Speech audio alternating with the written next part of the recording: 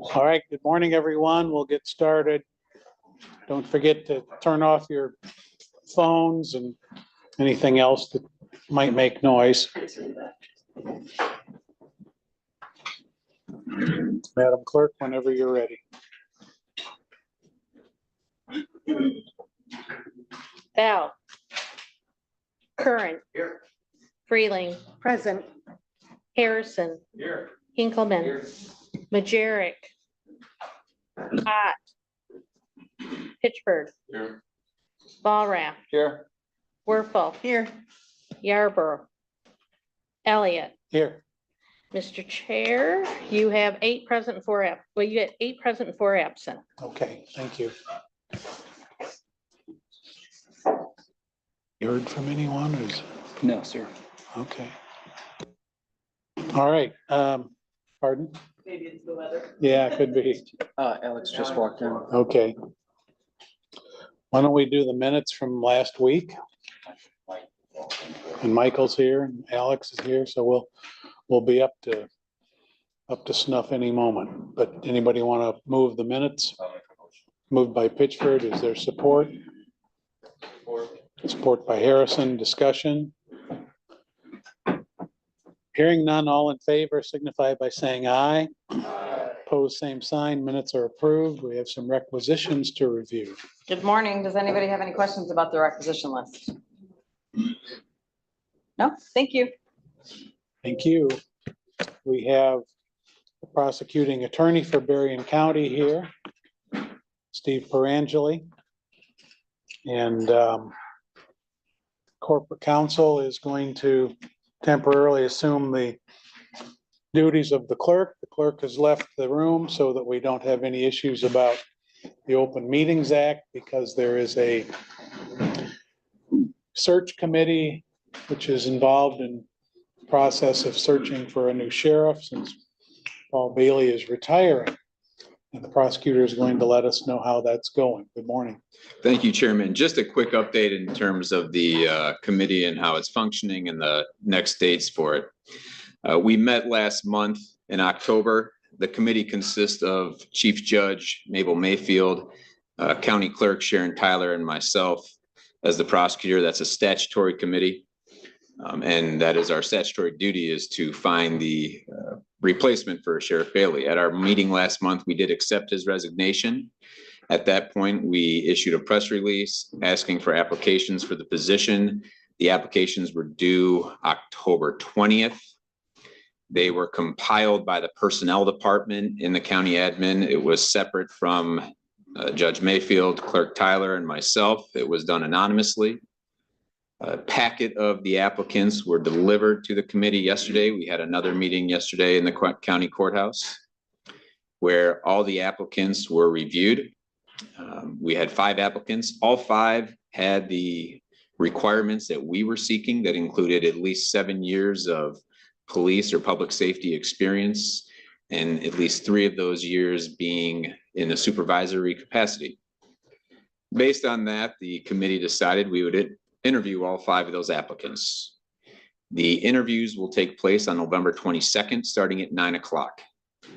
It will be 1 hour is allotted for each interview. It will consist of about 45 minutes of questions back and forth, and then 15 minutes of the committee deliberating on each candidate.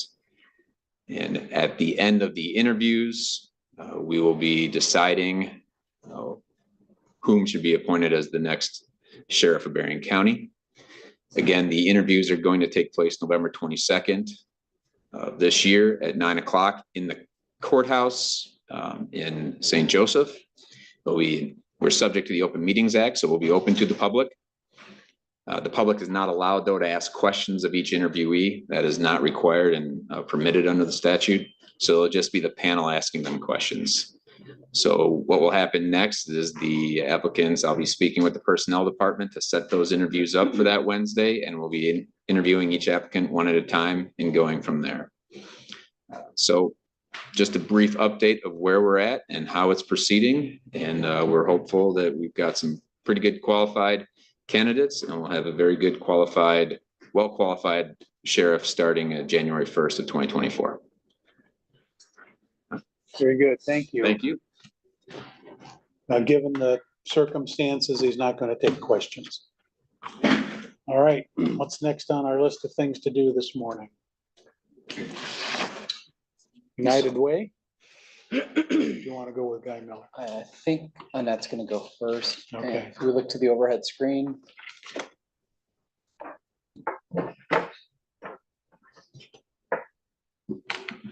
Okay.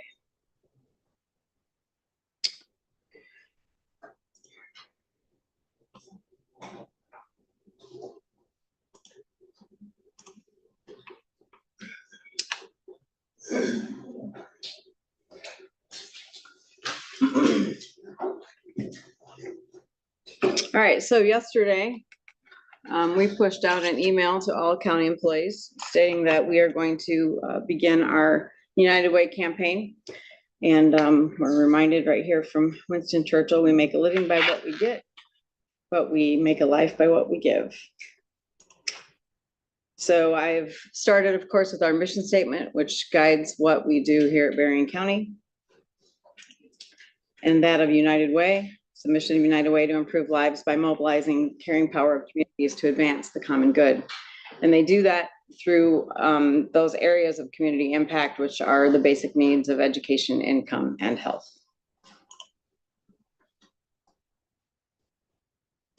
And so we share the two of the missions together and show that they're very alike.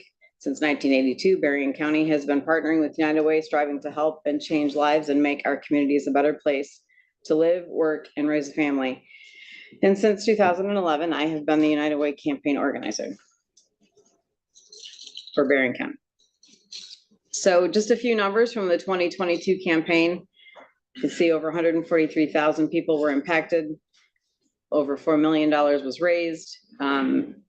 We note that 2 million of that is leveraged by United Way funding. So those are funds that then they can match with grants and that kind of thing, which expands the use of the funds that are raised.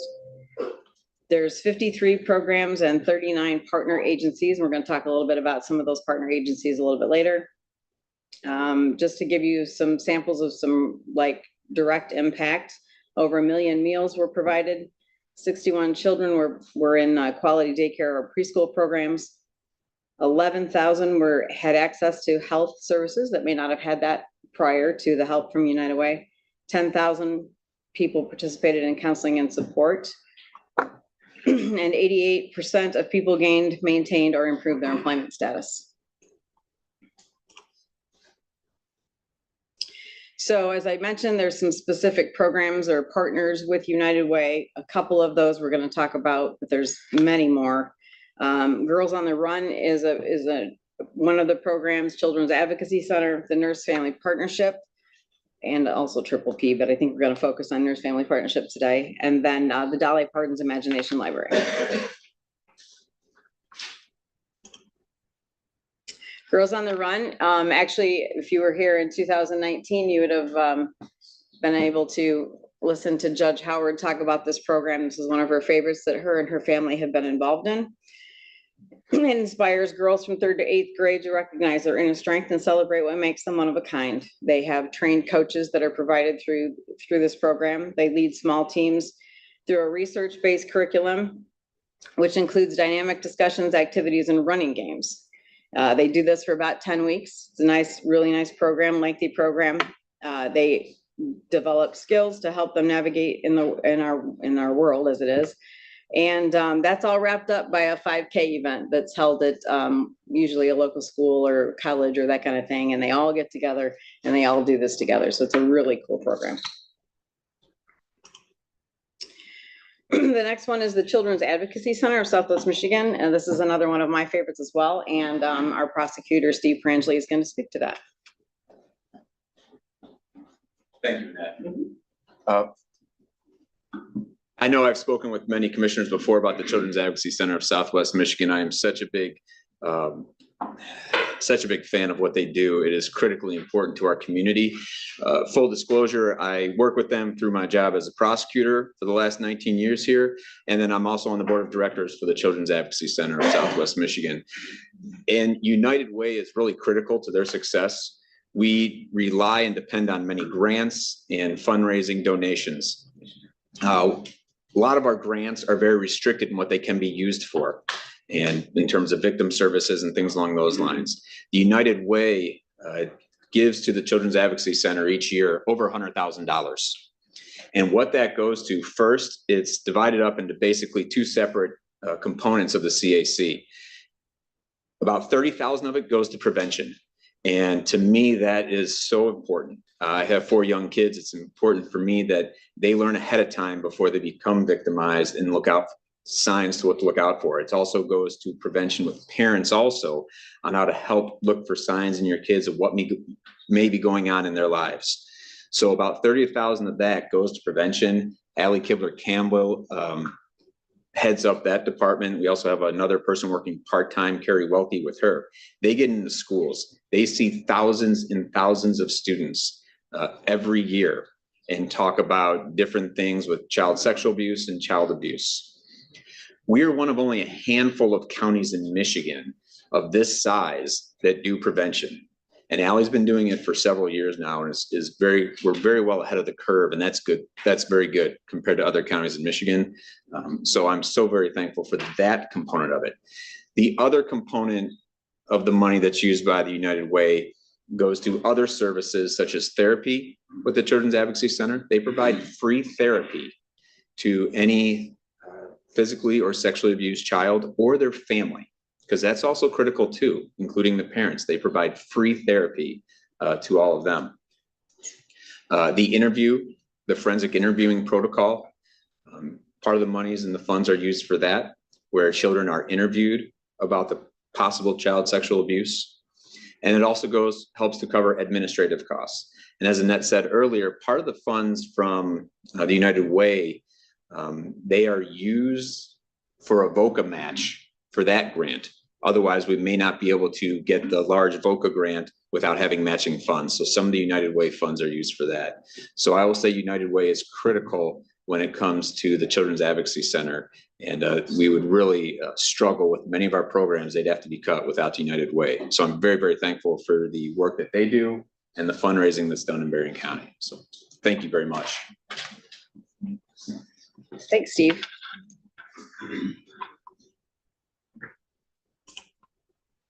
All right, and I'm sure you recognize we have some members of the health department in our audience here today, and they're going to talk to you a little bit about the Nurse Family Partnership Program. That's Guy and Dorothy.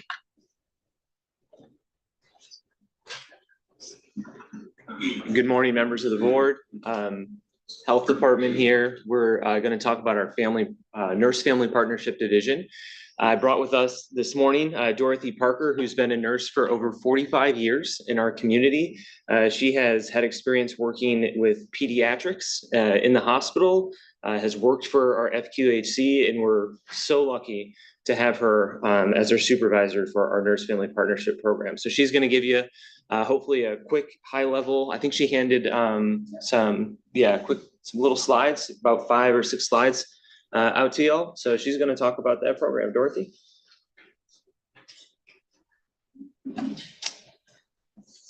Good morning. Okay, the Nurse Family Partnership Program is an evidence-based program that started here at the Health Department in the year of 2000. Dr. Johansson and Mike Baltimore were very instrumental in bringing NFP to Berrien County. And we were the first NFP in Michigan. It's a program for first-time moms. We enrolled them before their 28 weeks gestation. We follow them through pregnancy and until the baby is 2 years old. It's a home visit, excuse me. It's a home visiting program. However, if mom wants to meet someplace else, we can do that. I've met clients at the library, at McDonald's, in the park, wherever they want to meet, we'll meet them there.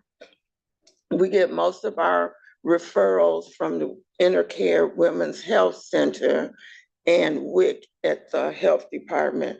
And we're starting to get more self-referrals through My Bridges, While they're on My Bridges applying for other services, they can also click on NFP and we'll get that referral and contact them. We receive federal funding from the Maternal, Infant, and Early Childhood Home Visiting Program, as well as funding from United Way. Program has three main goals: to improve pregnancy outcomes, to improve child health and development, and improve economic self-sufficiency of the family.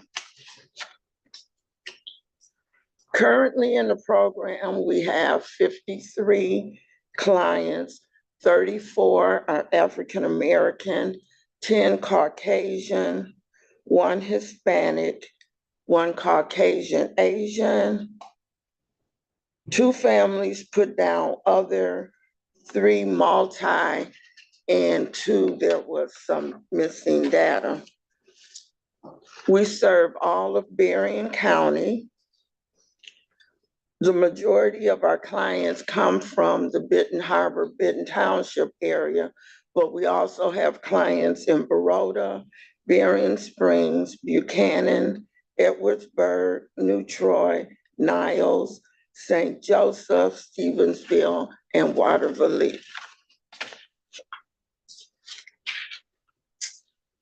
Our National Service Office requires us to do CQI projects. And the 2 that we just completed in September, we are required to have events for the clients to get together. And we were having low attendance at those activities. So our goal was to increase attendance to 15% of our current caseload. The second problem we were having were there were clients that were leaving the program before graduation. And we consider graduation when the baby turns 2. And a goal for that one was to increase the client retention during infancy to 60%. So for the low attendance, like the staff was getting together, planning the activities. So we thought maybe they didn't like what we were planning. So we sent them a survey asking what kind of activities would they suggest, what day and time would be best for them. And then when we decided on the activity, a month before, we would send a flyer. And then each week up until the event, the nurse would either send them a text or do a phone call just to remind them of the activity. And the day before, we'd send a text or an email. So we had 2 indoor activities, and during the summer, we had story time in the park. Well, the 2 inside activities, we met the goal. But the events in the park, they weren't so successful. And in Benton Harbor, we went to Broadway Park. There were some clients who didn't want to come there. And then there were several days that it was extremely hot. So we understood why clients didn't come. So next year, instead of having the 6 events in the park, we had 1 in North County and 1 in South County as well. We're just going to do 1 big summer activity. Not sure what that is yet, but that's the plan. The retention rate before graduation, in Q1, it was 46.5%. Q2, it went up to 53.8%. We don't have the report from Q3 and Q4 yet, so we don't quite, we know it was on the uprise, but we don't know if it quite reached the 60% that we were looking for. Our National Service Office also gives us 19 performance measures that we have to work on. In fiscal year 23, we improved in 5 that we were low in fiscal year 22. And we not only improved in those 5, but we surpassed Michigan's average. So we felt good about those. The one was postpartum visits. The client should get that visit within 8 weeks of delivery. The recommended well child visits, we improved in that.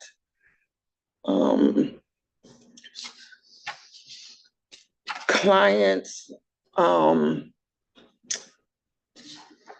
early language and literacy, and that's where the client reports that someone in the family either reads, sings, or talks to the baby daily. Developmental screenings, they are to be done at 3, 6, 12, 18, and 24 months. And receipt of developmental services.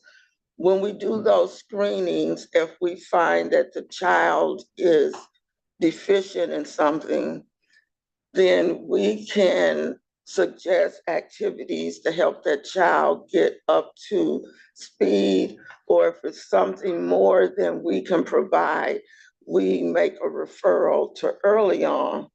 But what we hadn't been doing was documenting whether or not the family did accept the early on referral and receive services within 30 days. So I thank you for your time, and are there any questions? Does anyone have any questions? We certainly owe you a debt of gratitude for your service, and hopefully you can continue to teach Guy Miller how to do things, and Thank you. thank you very much. Thanks, Dorothy. Guy, did you have anything to add? Not at all. Okay, all right. Annette, do you have anything? Yep, still have more. Okay, So another one of the programs connected to United Way is the Dolly Parton's Imagination Library. I don't know if you're all familiar with that, but I'm gonna pass around a book here that happens to be my granddaughter's. I borrowed it from her for a little bit. So the Imagination Library is a book gifting program that mails free books to children from birth to 5. Doesn't matter family income, it doesn't matter where they live, they can live across the world. It doesn't matter, it's a national program. So Dolly Parton, if you don't know who that is, she's a country music superstar. And she grew up in East County, or in East Tennessee. And originally she started this program to help the children from where she came from. It was so successful that then became a national effort. So currently, there's over 2 million kids registered in this program, and over 221 million books have been gifted so far. So this is great. I have a little quote there. Berrien County employee offered for us to use today that their son was a recipient of this program. And I mean, you just talked about early literacy and how important it is for our kids. So stand by one moment. Mamie? Yes, thank you. I just wanted to talk about the Imagination Library. In our Benton Harbor Library, we have applications, and if I'm there, I encourage people to do that. Mhm. I have twin grandchildren. They live in Italy.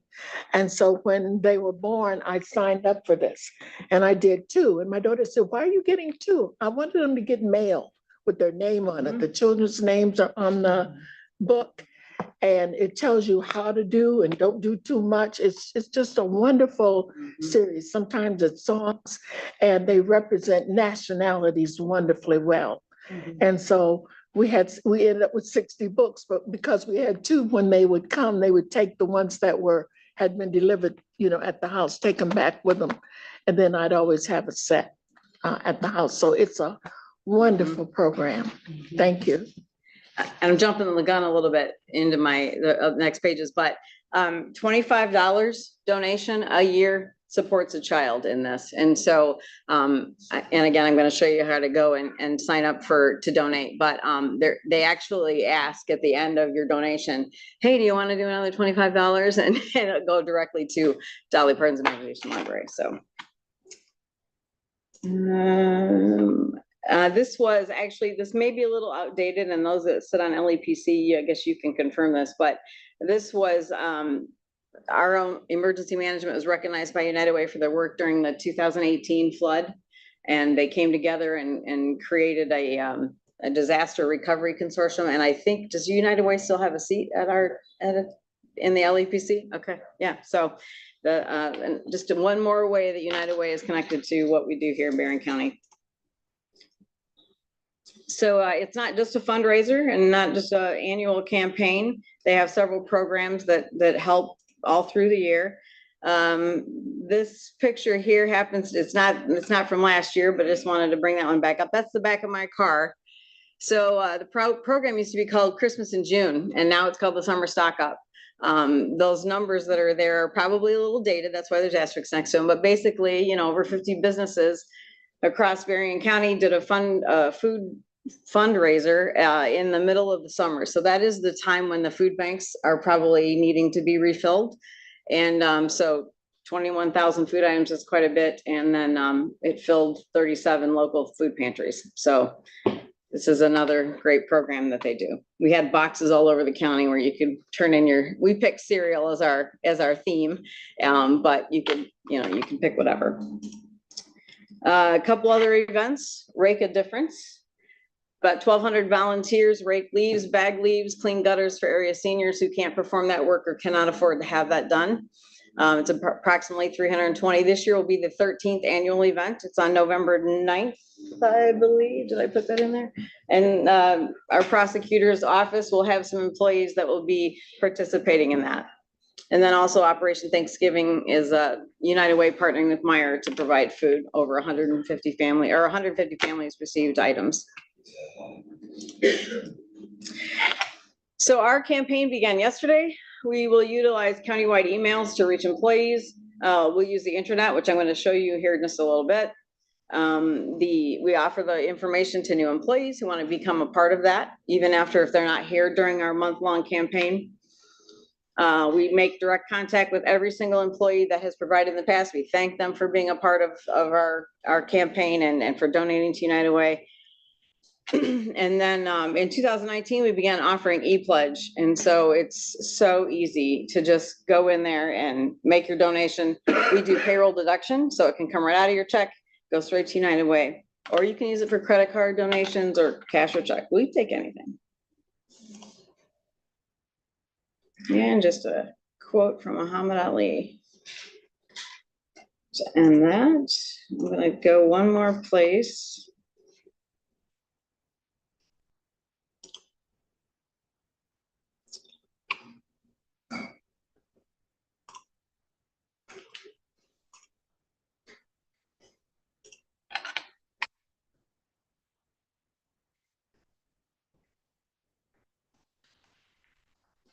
Hopefully can share this.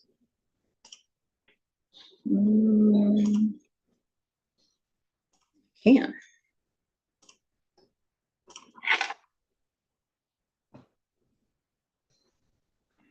So this is what our intranet looks like for the inside for all county employees. Newly redesigned, looks awesome. But there in the center is the United Way campaign. Let's see if I can get this to work. Opens right up, and right in this is the link that you would click to go to start the process for donating. You just use your Berrien County email. It goes right through the system. Like I said, it's about three or four steps, and then you're all done. And Commissioner Harrison, can I have you just speak to how easy that was? Even for seniors. You give me a choice of here what you got, want to write a check, or you want to use that. Thanks.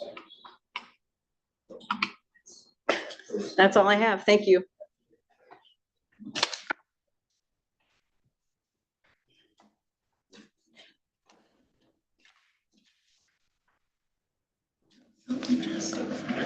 Annette, did you have anything else? Sorry.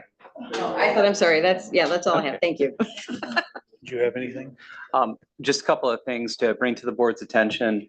So we do have Guy here today. On today's agenda on consent is a resolution coming out of personnel. It's P2311341. And that's a resolution that's providing a path forward on the opioid settlement funds. The reason I bring this to the board's attention is we've worked in collaboration. So Guy assisted, Julie, Terry, the two commissioners that sat on the task force assisted with the review. And Annette did a really good job of trying to bring together thoughts on how this lays forward a path. I bring this up to the board's attention to say that a lot of time and effort went into this resolution. You've got several people here that can speak to the benefit of it. And the thing that I would just stress is that this resolution takes the task force's work. It lays out a chart or a path for the issuance of the request for proposal. It lays out a path for a review of that RFP. And then it just provides us guidance in a very transparent way on how we will be using the opioid settlement funds. So I just wanted to make sure everyone saw that. If they have questions between Annette, me, Guy, or the two commissioners, we can answer any questions. Ma'am. Yes, that was one of the things I wanted to ask about. And maybe I said it in another time. I remember saying not to make the committee so big. Yep. You can't do anything, but I want to know, how do you get to be on the committee? So we've shrunk the committee structure and we've named a variety of offices. The thing that you'll notice is that the committee structure is highly focused on offices that are already part of Berrien County. So we will have broad review, but it is going to be, oh, thank you. It'll be broad review, but it'll be review led by Berrien County staff or elected officials. Now, we do have some outside agencies there, but to address your immediate point, we have tried to shrink the overall review down from the size that the task force, the original task force, had been set up with. And we think that it's a manageable structure. We think it's broad enough that you'll get good, solid community input. Terry, Julie, is that a decent summary? Yeah, I know that we really tried to whittle things down and make it be very concise and diluted in a way so that we got the most benefit for those sitting around the table, but also recognizing that the long-term committee structure is only going to meet biannually at possibly quarterly, and it will be for that duration of the dollars that they'll be overseeing. I would follow up on the statement to say that the settlement process is an 18-year process. I have no doubt that 3 years, 6 years, 9 years down the road, we're probably gonna have to do something a little different. But for the next 3 years, I believe that we've got something that will work well and will ensure that the use of the settlement funds is being used appropriately. Anything to add, Julie? Just once the committee is formed, we've also thought about staggering the terms so that everybody's not expiring at once, all of those kinds of things as well. But it will be staggered over, I want to say 3 and 4 years, so that at least that initial committee makes it through this first kind of round of whatever it is that gets awarded. Mr. Chair, Annette's got her hand up. Yes. I think it relates to this It document. does. So the resolution that's coming around the table right now is the thank you resolution for all of those that have served on the task force. That will kind of close out their job. And then the other resolutions coming out of PHSC, but both of these will be on next week's agenda. And so that one's a full board. We'll make sure that everybody gets a nice copy of that resolution to thank them for their service. Sir, At the last meeting of the PHS committee, we had concerns over the formation of the review committee, and it does sound like you guys have addressed all of our concerns, so I appreciate that work. The thing I would just stress to the board is this is a fair number of resolutions. So resolution today is setting the RFP. The two resolutions that we're discussing right now will then come forward next week. So a total of 3 resolutions trying to lay that path forward on the use of the settlement funds. We think we've got everything covered, but it's also one where we are welcoming all feedback. This is something that's brand new. It's never been done before, and we just want to make sure everyone's on the same page. Okay, those are the comments that I had to offer on that. Mr. Chair, I do have just one more.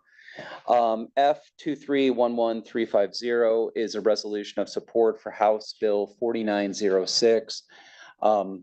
This is Commissioner Pitchford brought forward a request to PHS to offer a support statement.